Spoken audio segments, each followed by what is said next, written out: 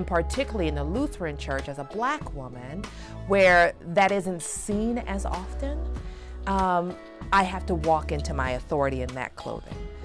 But then as a yoga teacher, of course, you got to put on a pair of yoga pants.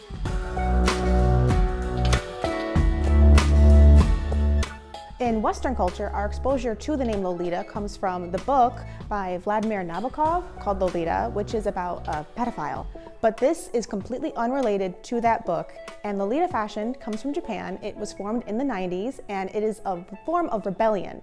In Japan, the culture is very conservative, and this was a way for women to dress for themselves, not for the attention of men, in a very feminine and demure way.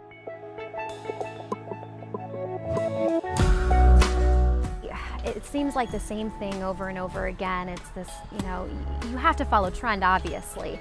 But for us, it's more though, let's accept who you are and actually have real women, and I mean real women like the girl next door. Models are very important because you need to be able to show off your clothing, but at the same time, you want someone who you can relate to.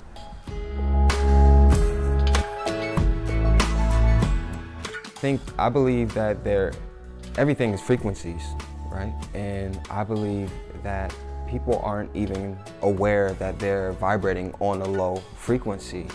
So what I try to do with my clothes is subconsciously bring them up, lift them up to a frequency that I'm on, And it works, it really does work. People are like, I feel it, like they just feel good,